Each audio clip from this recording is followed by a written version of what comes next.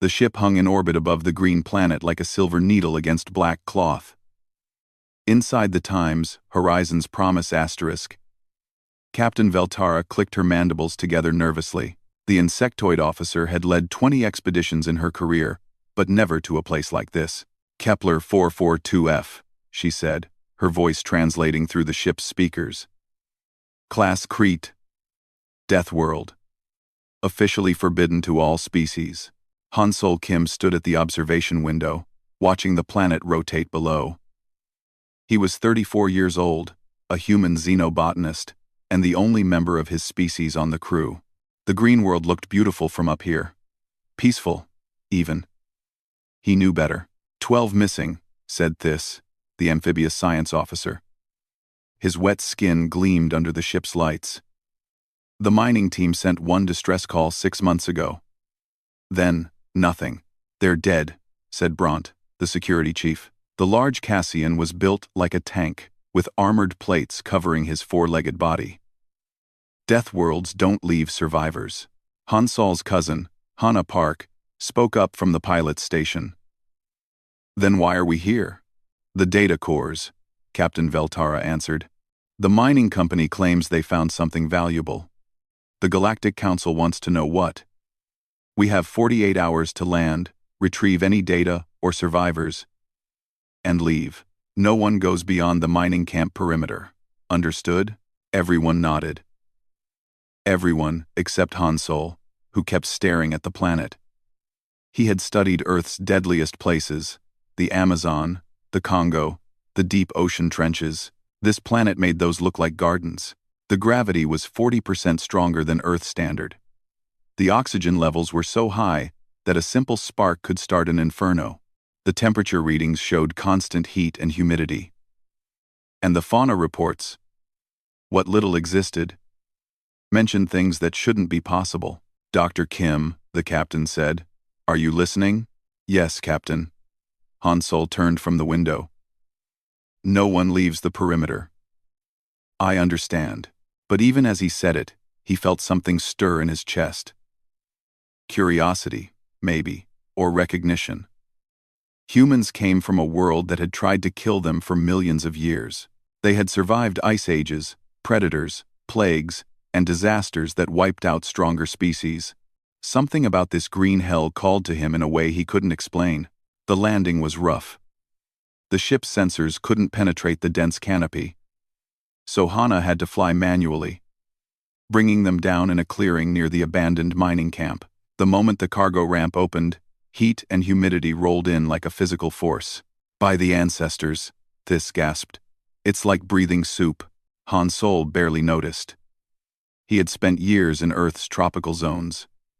This was hotter, wetter, but familiar. He stepped onto the ramp and looked at the jungle surrounding the clearing. The trees were massive, their trunks wider than the ship. The canopy was so thick that the sunlight came through in scattered beams, and the sounds screeches, howls, buzzing, and something that might have been laughter or screaming. The mining camp was in ruins. Buildings had been torn apart, not by explosions but by something with claws and strength. Equipment lay scattered and broken. There was no blood, no bodies, just destruction. "Spread out," Captain Veltara ordered. "Find the data cores. Quickly." The team moved through the camp in pairs. Hansol went with Hana, checking the main research building. Inside, they found overturned furniture, smashed computers, and claw marks on the walls. Deep claw marks, carved into metal like it was soft wood. "Hansol," Hana whispered. "What could do this? Something big. Something strong." He ran his fingers over the marks. Something that wanted them scared. Something that wanted them scared. They found the first data core in a locked safe. The mining team's logs were fragmentary, filled with fear. The first entries talked about amazing discoveries, rare minerals, beautiful scenery. Then the tone changed. Things watching from the jungle. Equipment going missing. Strange sounds at night. The final entry was just screaming and a single sentence. "It's learning. God help us, it's learning." Back outside, Thys was arguing with Captain Veltara. The scanners show 2 more data cores. But they're in the jungle. 200 meters from here. Near a cave system. Absolutely not, the captain said. We don't go into that jungle. We came here for the data cores. We can't leave without them. We can and we will. I'm not losing crew members for some corporation's profit. Han Solo watched them argue. He understood the captain's caution. Every regulation, every rule about Deathworlds existed because people had died. But he also knew that sometimes the safe choice was the wrong choice. They needed to know what killed the mining team. What they had found, what was worth dying for. Finally, the captain gave in. Fine. A small team. In and out. 2 hours maximum. Any sign of danger? We abort immediately. 12 crew members volunteered. Han Solo and Hana both raised their hands. Bront insisted on coming as security. This, of course, led the science team. A Velkari engineer named Silkan joined, along with others. 12 in total, just like the mining team that had vanished. Stay together, Captain Veltara commanded, as they prepared to enter the jungle. Keep your weapons ready. Trust your sensors. And if I order retreat, you retreat. No heroes. They entered the jungle at dawn, when the heat was supposedly at its lowest. Within 50 meters, the camp disappeared behind them, swallowed by green. The canopy closed overhead like a ceiling. The light turned dim and strange, filtered through layers of leaves. The air was so thick with moisture that breathing felt like drowning. Han Solo's senses went into overdrive. This was what he had trained for his whole career. Hostile environments, unknown flora, dangerous fauna. But this was different from Earth. Everything was sharper, faster, more aggressive. Plants grew in ways that defied logic, wrapping around each other in a constant war for sunlight. Insects the size of his fist buzzed past. Something howled in the distance. And other things answered. Sensors show the cave system ahead, Thys said, checking his equipment. 170 meters. Something's following us, Bront said quietly. The big Cassian had his weapon out, scanning the canopy. I can feel it. Han Solo felt it too. Eyes on them. Multiple sets. Intelligent eyes. The jungle was watching, learning, deciding. They moved in formation, weapons ready, every sense alert. The jungle grew denser. Strange flowers bloomed in the shadows, beautiful and probably deadly. Trees had thorns as long as daggers. The ground itself seemed alive, shifting under their feet. 3 hours in, they found the caves. Dark openings in a moss-covered cliff face, like mouths waiting to swallow them. Inside, they found the scattered equipment of the mining team. Broken tools, torn clothing, and 2 more data cores, sitting in the shadows like prizes in a trap. Get them and let's go, Bront growled. This place feels wrong. Thys and Silkan retrieved the cores quickly, downloading what data they could.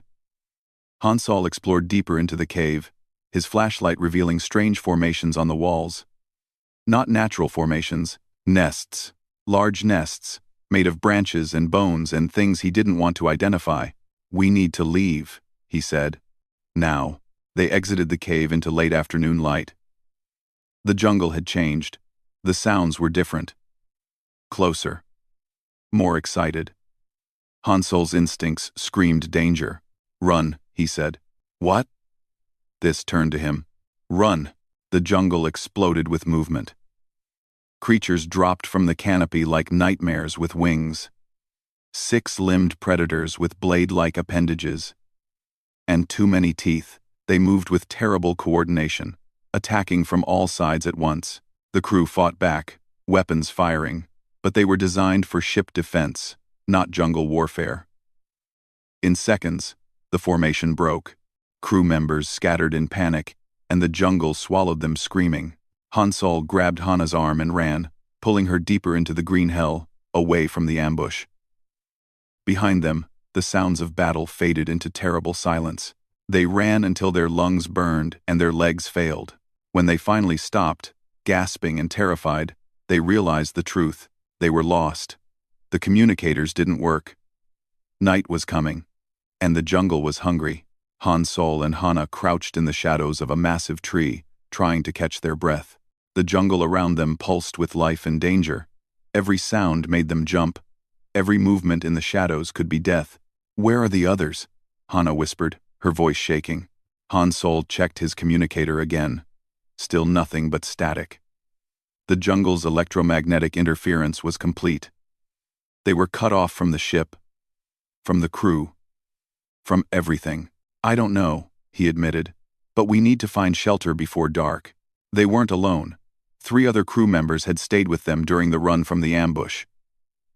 Silkan, the Velkari engineer, her insectoid body trembling with fear. Pala, a Thrin medic, trying to treat a wound on his arm.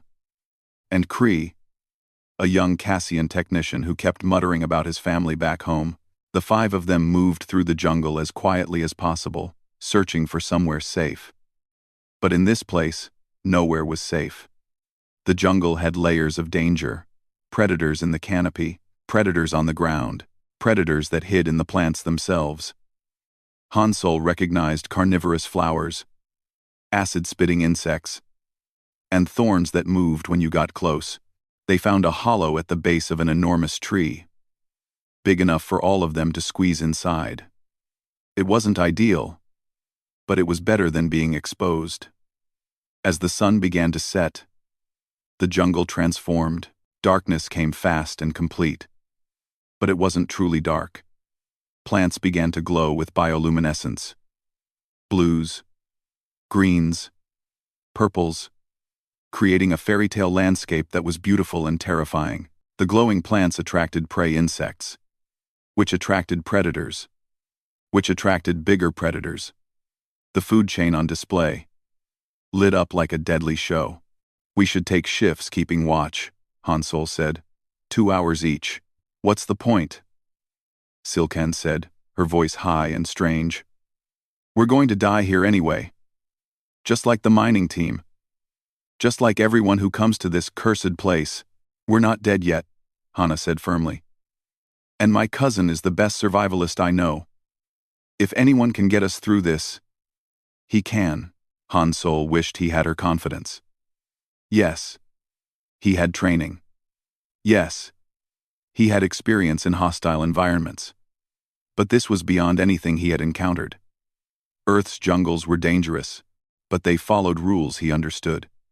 This place seemed to break every rule. The first shift passed quietly, too quietly. Han Solo knew that silence in a jungle was worse than noise. It meant predators were close. During the second shift, while Pala kept watch, they heard something moving through the darkness. Something big. The ground trembled slightly with each footstep. Everyone froze. Through a gap in the tree hollow, Han Solo saw it pass by. A creature easily 20 feet tall, built like a tiger, but scaled up to nightmare size. Its skin was armored with plates that glowed faintly in the bioluminescent light. Its eyes were intelligent and cold. An apex predator, moving through its territory with complete confidence. It paused near their hiding spot, sniffing the air. Han Solo held his breath. The creature was so close he could smell it, a mix of musk and blood, and something ancient. Then it moved on, disappearing into the glowing jungle like a ghost. "What was that?" Kree whispered. "Death," Silkan said. "That's what that was." Han Solo's mind was racing. He had seen how the creature moved, how it hunted. It was searching, but not randomly. It was checking specific spots, following a pattern. This jungle wasn't chaos. It was a system. A deadly, efficient system. And if he could understand the system, maybe he could survive it. The third shift was when things went wrong. Silkan was supposed to be keeping watch, but she suddenly stood up and walked out of the hollow. "Silkan," Hana hissed. "Get back here." The Velkari engineer didn't respond. She walked into the jungle, moving like she was in a trance. "I hear it," she mumbled. "The ship is calling me." I need to go to the ship. Han Sol grabbed her arm, but she pulled away with surprising strength. The ship is this way. Can't you hear it? There's no ship, Han Sol said. You're hallucinating. Something in the air, spores maybe, but Silcon was already gone, vanishing into the bioluminescent forest. They heard her footsteps for a few seconds. Then nothing. Not even a scream. We have to go after her, Kree said. No. Han Sol's voice was hard. We don't know what's out there. If we leave this spot, we all die. She's gone. Pala clutched his wounded arm, his amphibious skin pale. This place is killing us slowly, making us crazy. We're all going to end up like her. Read it. The rest of the night passed in tense silence. When dawn finally came, gray light filtering through the canopy, they were down to 4.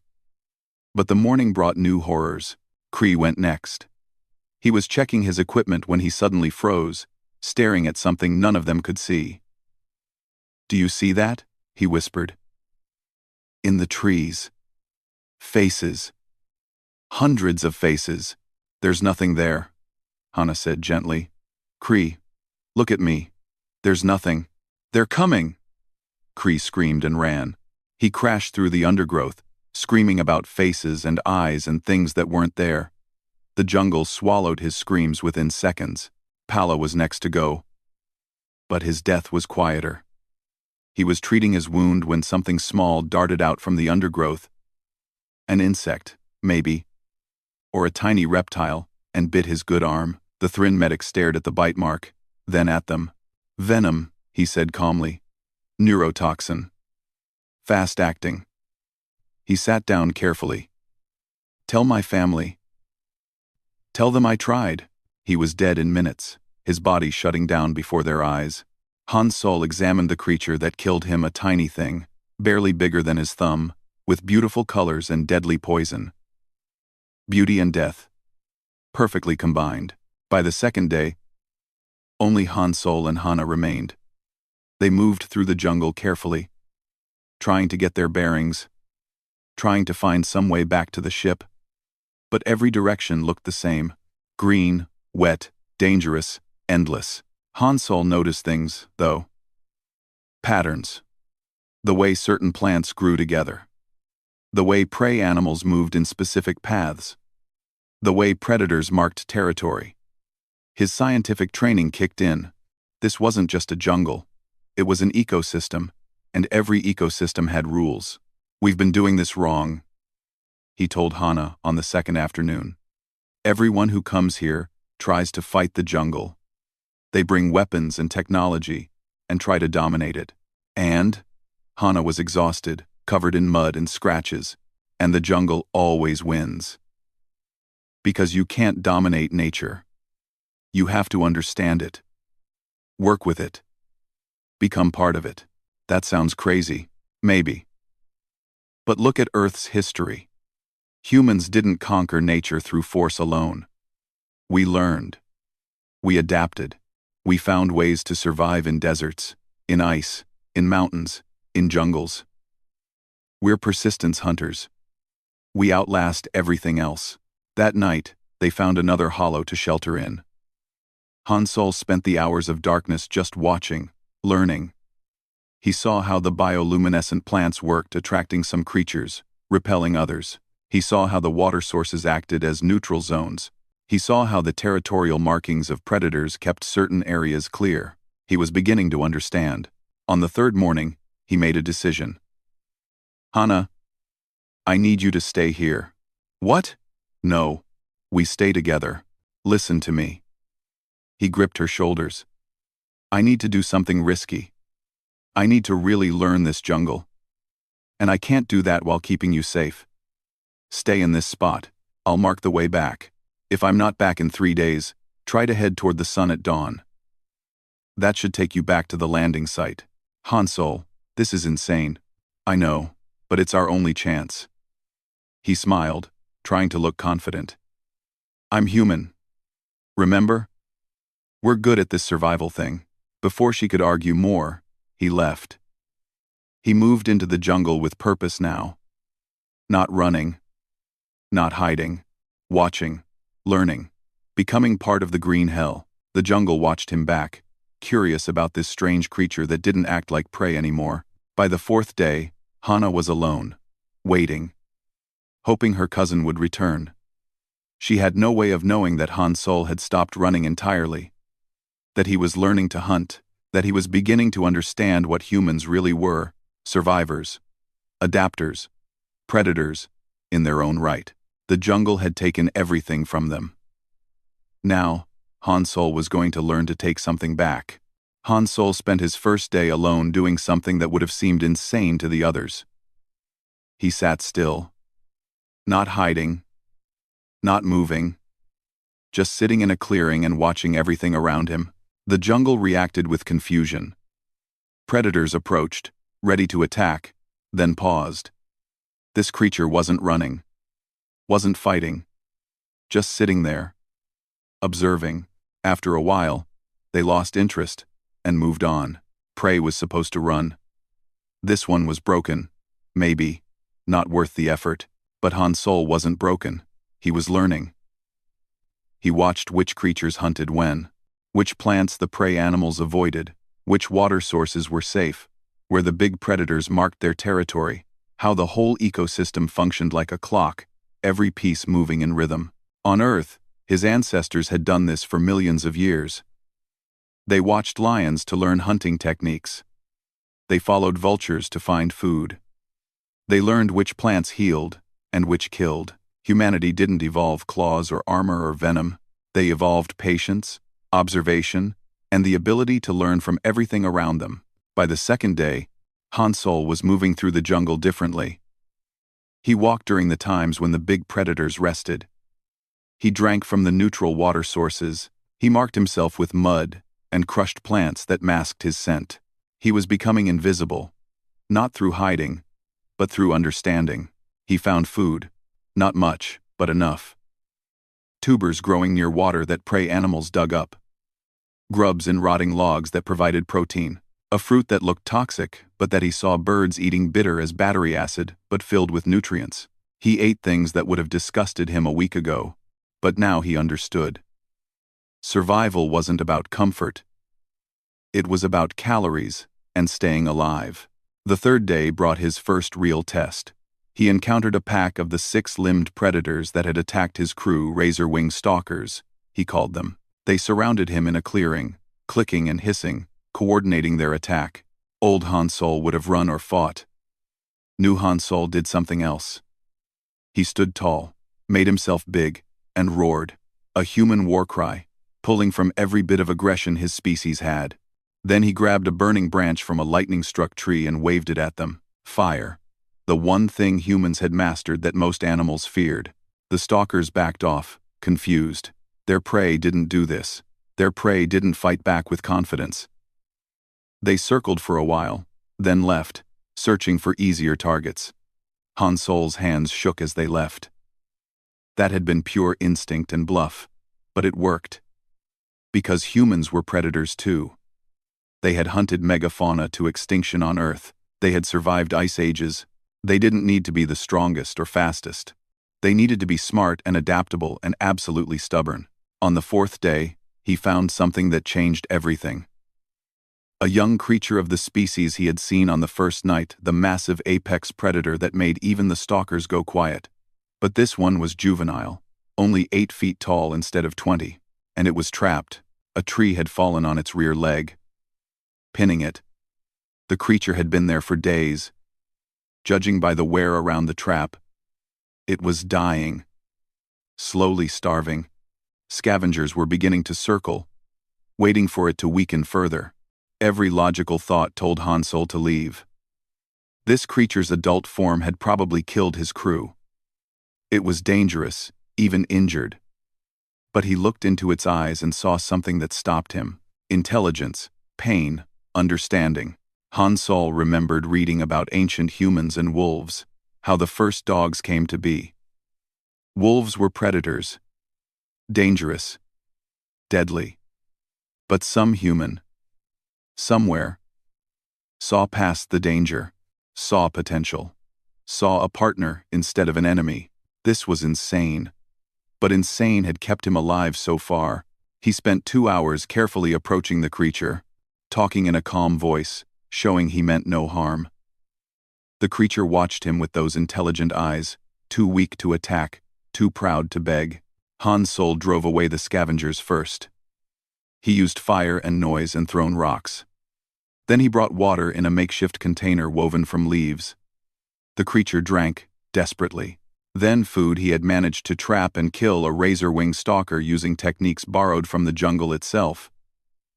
He left the meat near the creature. It ate. And watched him. Calculating. Over 3 days, Han Sol worked to free the trapped leg.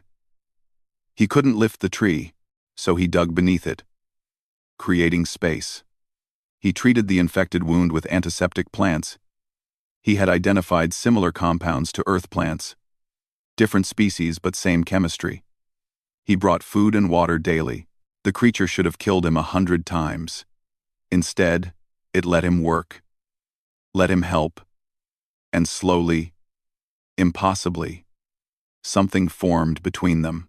When the leg finally came free on the 6th day of Han Sol's solo journey, the creature stood shakily. It was massive even for a juvenile. All muscle and armor and predatory grace. It looked at Han Sol for a long moment. Then it lowered its head slightly. Not submission. Acknowledgement. Need a name for you, Han Sol said, his voice hoarse from days of little talking. The creature's underbelly, despite its armored exterior, was surprisingly soft-looking. Dubu, he decided, the Korean word for tofu. Because you're tough outside but soft inside. Dubu made a sound, something between a purr and a growl. From that moment, they were bonded. Dubu followed Han Sol through the jungle. When Han Sol hunted, Dubu watched and learned his techniques, traps, ambushes, using tools. When Dubu hunted, Han Sol learned to read the jungle like a predator, to sense prey before seeing it, to move with deadly efficiency. They became a team. A human and an alien apex predator, working together in ways that shouldn't be possible. But humans had always been good at impossible partnerships. Dogs, horses, cats, birds. Humanity's history was filled with taming the untamable. On the 10th day, Han Sol realized something profound. He wasn't just surviving anymore. He was thriving. He knew which plants were edible and which were poison. He knew the predator territories and safe paths. He knew when to hide and when to stand his ground. He knew how to hunt, how to find water, how to treat injuries with local plants. He had become part of the jungle's ecosystem, not as prey, but as a predator in his own right. That night, sitting by a small fire with Dubu resting nearby, Han Sol thought about his crew, about Hana, probably terrified and alone, about Captain Veltara and the others who might still be alive, trapped and waiting for rescue. He had learned to survive. Now he needed to use that knowledge to save them. The jungle had taught him its rules. Time to break a few. On the 12th day, Han Sol made his move. With Dubu at his side, he began tracking back toward where he had left Hana. Dubu's senses were far superior to his own. The creature could track scents days old, could hear sounds across incredible distances. They moved through the jungle like ghosts. Han Sol wore clothes he had made from plant fibers and animal hide, camouflaged with mud and crushed leaves. He carried a spear he had crafted from hardened wood and sharpened stone. He moved like the jungle's own, and the jungle accepted him. Other predators sensed Dubu and gave them space. The younger predators fled. The older ones watched with wary respect. An apex predator was passing through, and it had a strange companion. The jungle's rumor network, carried through calls and scents, spread the word. The human was back. And he wasn't prey anymore. When Han Sol finally found Hana's hiding spot, he announced his presence by whistling an old Korean folk song their grandmother used to sing. He wanted her to know it was really him before she saw what he had become. He heard her gasp as she saw him emerge from the jungle. He looked wild, primal, more like a jungle warrior than a scientist. And behind him walked Dubu, massive and terrifying and somehow obedient. Han Sol? Hana's voice was weak. She was sick, He could see. An infected wound. Probably. Fever-bright eyes. Days without proper food. Or water. "I'm here," he said gently, approaching her carefully. "And I'm getting you out of here." She stared at Dubu. "That thing is my friend named Dubu. It's a long story." He knelt beside her, examining her wound with practiced eyes. "This jungle tried to kill me. I learned to kill it back. Now let me teach you how to survive." As he treated her wound with plant medicines and gave her clean water and food he had gathered, Hana watched in amazement. This wasn't the cousin she knew. This was someone new. Someone harder. Someone who had looked at hell and decided to make it home. "There are others," Hansol said. "I can feel it. Other survivors. And we're going to find them. Thanks for watching. And we're going to find them." "How?" He smiled. And there was something fierce in it. Something predatory. "Because I'm human. And humans don't give up. We adapt. We survive. We turn enemies into friends and wastelands into homes." He looked at the jungle around them, no longer with fear but with understanding. "This place wanted to eat us. Time to show it what we're made of." Hana recovered slowly under Hansol's care. The plant medicines he used worked better than anything from the ship's medical bay. Within 2 days, her fever broke. Within 3, she could walk without help. She watched in amazement as her cousin moved through the jungle like he belonged there. "How did you do this?" she asked one morning as he prepared food: roasted grubs, some kind of root vegetable, and fruit he had gathered. "How did you become this?" Hansol fed Dubu a piece of meat before answering. The massive predator took it gently, careful not to bite his hand. "I stopped being scared and started being curious. Fear makes you prey. Understanding makes you a survivor. And him," she pointed at Dubu, "helped each other. That's what living things do when they're smart enough to see past instinct." He smiled. "Humans have been doing it for thousands of years. Dogs, cats, horses. We're good at making friends with things that should eat us." Hana shook her head in wonder.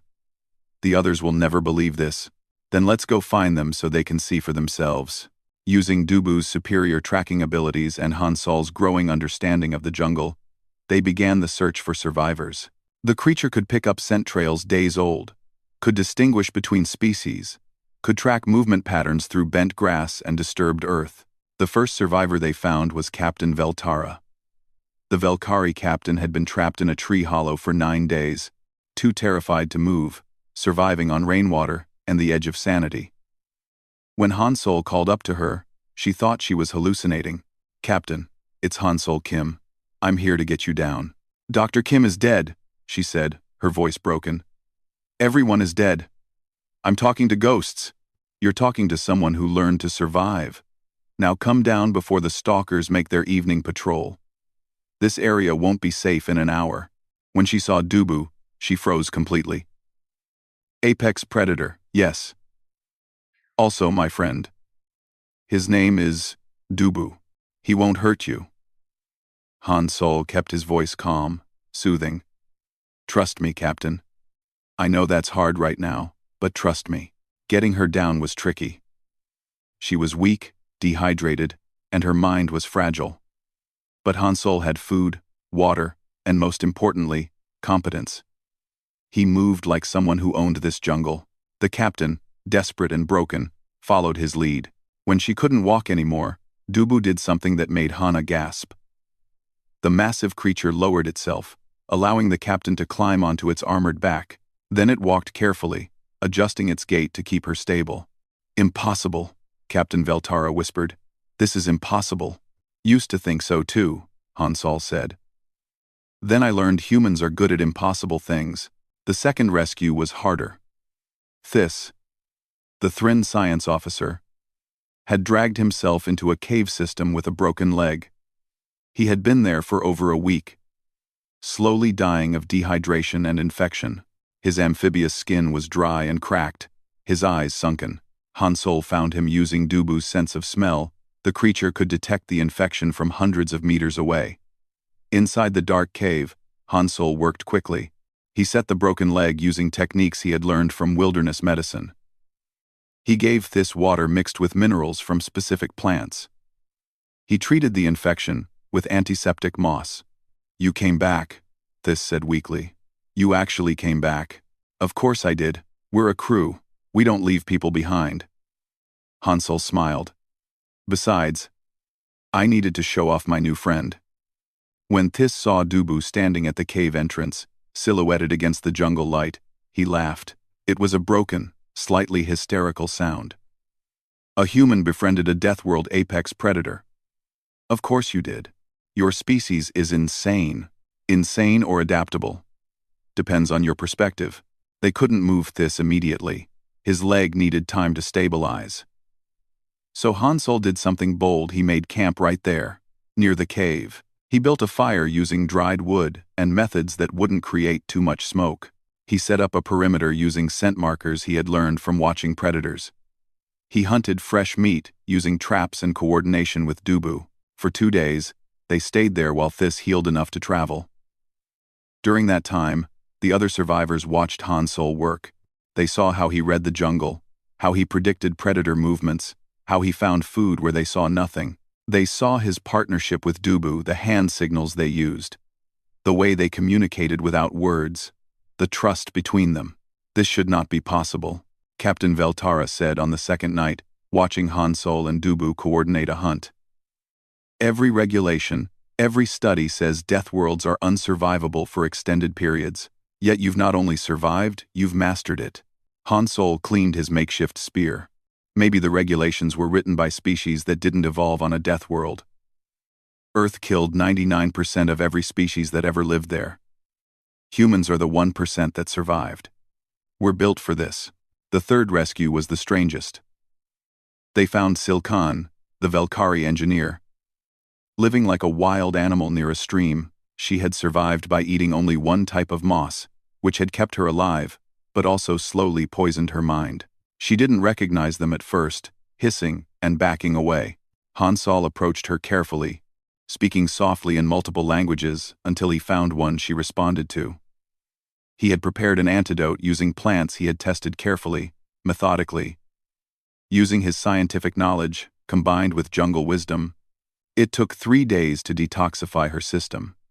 During that time, she went through fever, hallucinations, and withdrawal. Han Solo stayed with her the whole time, keeping her cool, keeping her hydrated, talking to her about home and family and reasons to survive. When her mind finally cleared, she looked at him with tears in her compound eyes.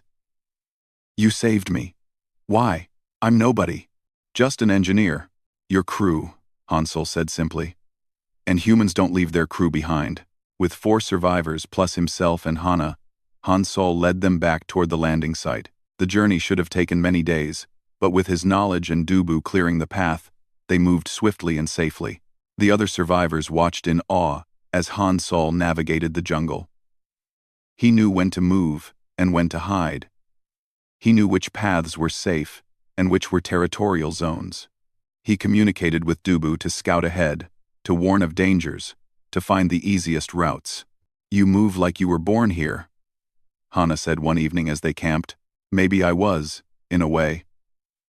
Han Solo looked at the jungle around them. Earth was humanity's training ground. Every challenge we faced there, every predator that hunted us, every disaster that tried to wipe us out, they all taught us lessons. This jungle has different specifics, but the same rules. Adapt or die. Learn or perish. Respect nature, but don't fear it.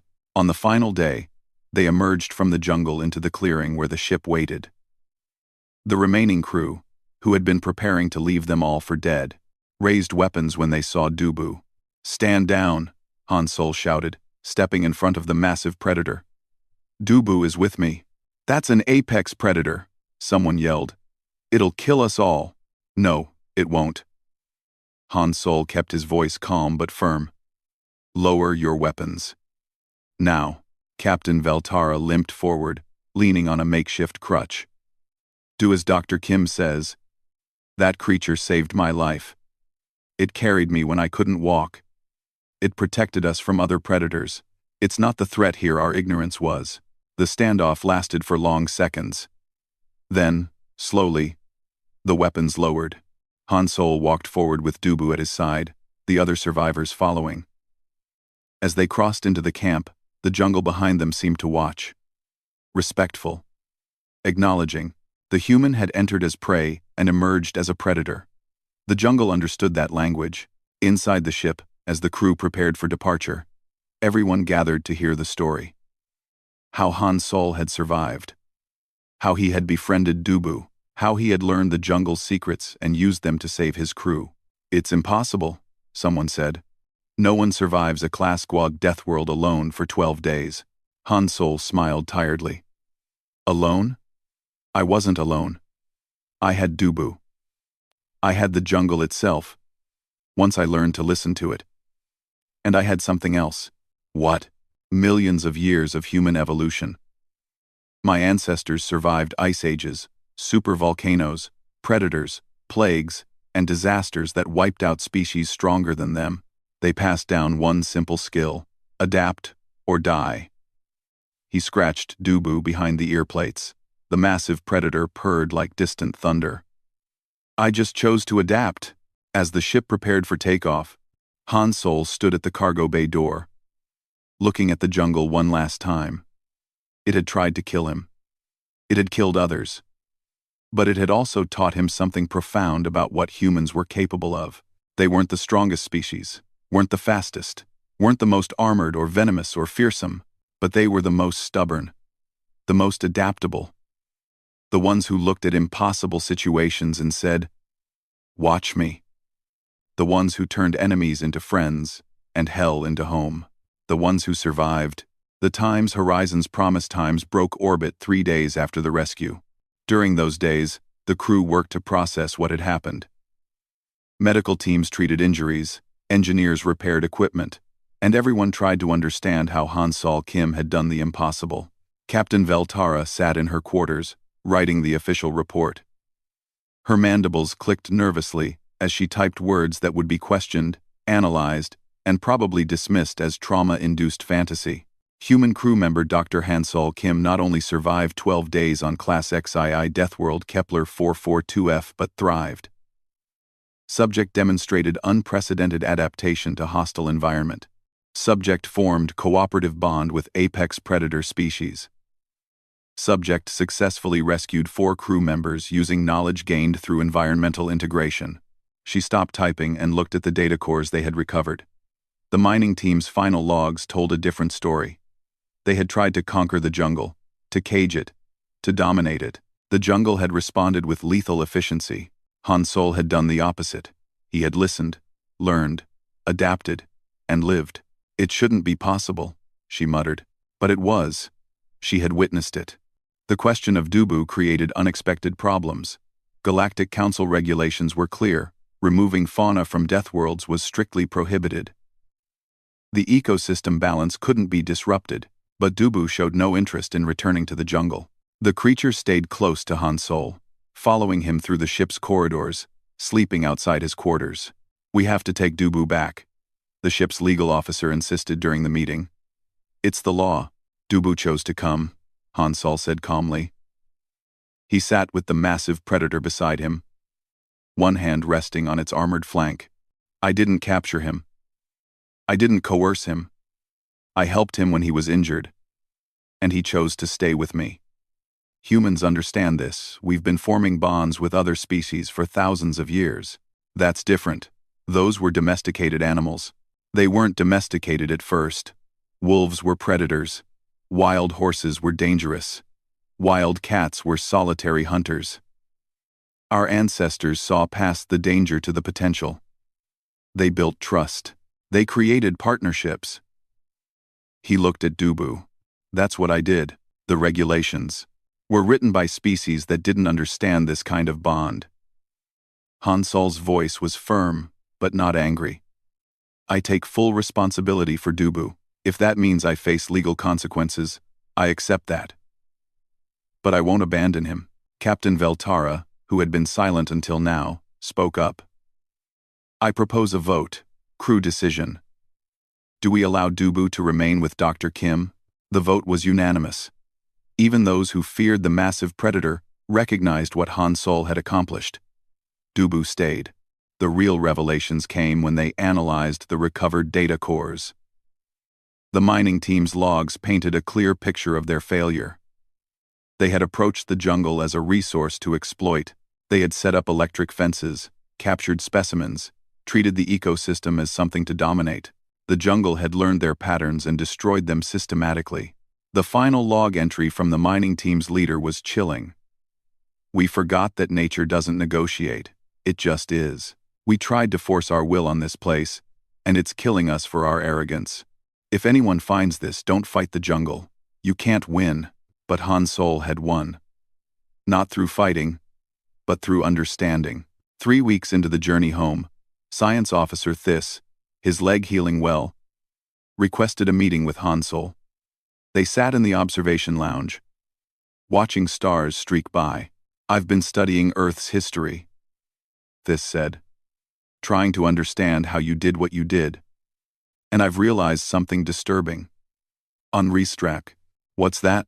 Earth is a Class IX Deathworld by our standards, not as extreme as Kepler 442f, but close. Your gravity, your weather extremes, your predator diversity, it should have prevented intelligence from evolving. Most intelligent species come from stable, peaceful worlds. Han Sol nodded. But humans didn't. No. You evolved because Earth was dangerous. You became intelligent to survive constant threats. Your entire species is built around adaptation, persistence, and creative problem-solving under pressure. This leaned forward. We've been classifying Deathworlds wrong. We call them uninhabitable. But what we mean is uninhabitable for us. For humans, they're challenging, not impossible. I wouldn't go that far, Han Sol said. Kepler 442f nearly killed me a dozen times. I survived through luck, training, and Dubu. Another human might not have made it, but another Velkari, or Thrin, or Cassian definitely wouldn't have. We would have died in days. You survived 12, and came back stronger. This gestured at Dubu, who was sleeping peacefully nearby. You befriended an apex predator. Do you understand how impossible that is to us? Our species don't think that way. We see a predator. We run, or fight. We don't imagine partnership. Maybe that's our gift, Han Sol said quietly. Humans are pack animals from a world that tried to kill us constantly. We learned to build alliances, even with former enemies. It's how we survived. The conversation spread through the ship. Other crew members began studying Earth, comparing it to their own homeworlds. The differences were stark. The Velkari homeworld had stable weather, few large predators, and abundant resources. Intelligence evolved in leisure. Through social complexity and resource management, the Thrin homeworld was mostly water, with gentle currents and plentiful food. Intelligence evolved through communication and cooperation. The Cassian homeworld was mountainous but rich in vegetation. Intelligence evolved through herd dynamics and environmental awareness. All of them evolved on worlds where survival was relatively easy, where intelligence was a luxury, not a necessity. Earth was different. Earth was harsh. Humans evolved intelligence as a survival tool, honed over millions of years of struggling against a planet that killed without mercy. It explains so much about human behavior, Captain Veltara said during a crew meeting. Their aggression, their risk-taking, their refusal to accept impossible situations. They're wired for survival in ways we aren't. Is that a weakness or a strength? Someone asked. Both, Han Sol answered. It makes us dangerous. It makes us stubborn. It makes us do things like befriend predators and survive Deathworlds. Whether that's good or bad depends on what we do with it.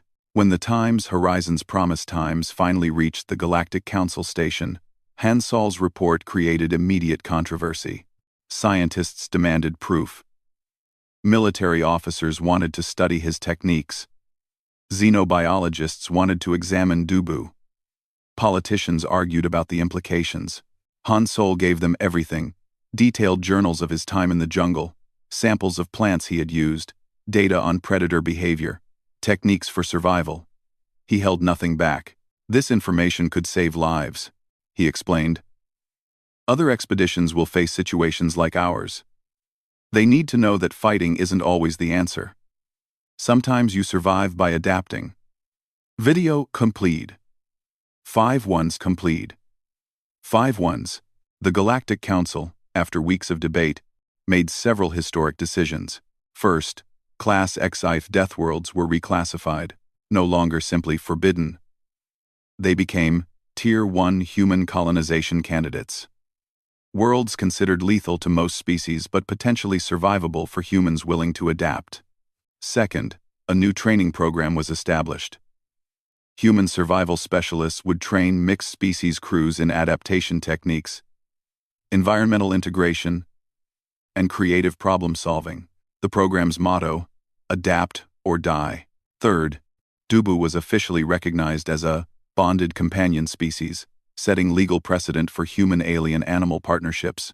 The changes rippled through galactic society. A new phrase entered common language when describing difficult situations. Call in a human. Need someone to explore a hostile world? Call in a human. Need someone to solve an impossible problem? Call in a human. Need someone who won't give up when everyone else has? Call in a human. Because humans came from a world that had tried to kill them for millions of years. And they had not only survived, they had thrived. 6 months after returning, Han Sol was invited to speak at the Galactic Science Academy. He stood before an audience of thousands, with Dubu sitting calmly beside him, and told his story. People ask me how I survived, he said. They want a secret, a trick, some piece of technology or knowledge that made the difference. But the truth is simpler and harder than that. He paused, looking out at the diverse species in the audience. I survived because I stopped being afraid of the jungle and started respecting it. I stopped trying to fight nature and started learning from it. I stopped seeing Dubu as a monster and started seeing a potential friend. That's what humans do. We adapt. We learn. We build bridges where others see walls. But isn't that just survival instinct? Someone asked from the audience. Maybe. But it's more than that. It's the choice to see possibility in disaster, to see partnership in conflict, to see home in hell. He smiled. That's humanity's real gift. Not strength or speed or intelligence alone. It's stubbornness. It's the refusal to accept that something is impossible just because it's hard. After the speech, a young Velkari student approached him nervously. Dr. Kim, I want to be an explorer, but I'm scared. My species isn't built for dangerous worlds. Should I give up? Han Sol knelt down to the student's level. Fear is smart. It keeps you alive. But don't let it stop you from trying. You don't have to be human to be brave. You just have to be willing to learn, to adapt, and to never give up. But what if I fail? Then you learn from it and try again. That's what I did. I failed 100 times in that jungle before I succeeded once. The difference between dying and surviving isn't never failing. It's getting back up after every failure. The student left inspired, and Han Sol felt something settle in his chest. Purpose. He had survived the jungle not just for himself, but to show others that survival was possible. That night, back in his quarters, Han Sol sat with Hana and Dubu.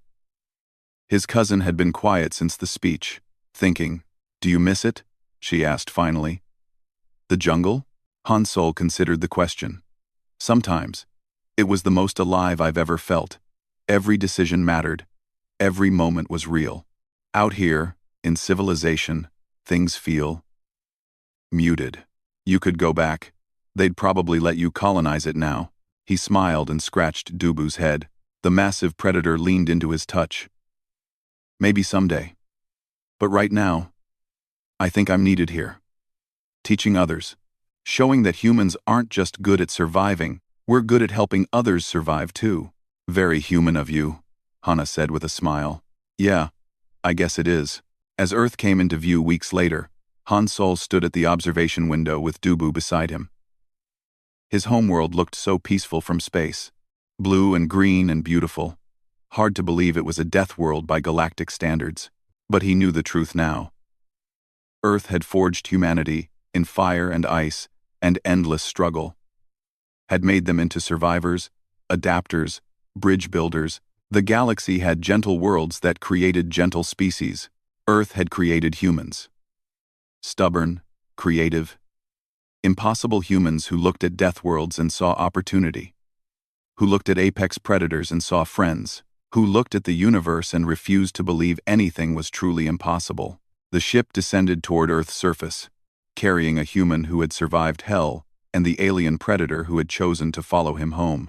And somewhere in the galactic records, a new classification was added to humanity's file. Species designation: Persistence predators. Homeworld: Class IX. Deathworld. Primary trait: adaptation. Secondary trait: pack bonding across species barriers. Tertiary trait: refuses to acknowledge impossible situations. Recommended approach: when facing unsurvivable conditions, deploy humans. They will either solve the problem or die trying. Usually the former. The galaxy had learned what humans were made of, and the universe would never be quite the same.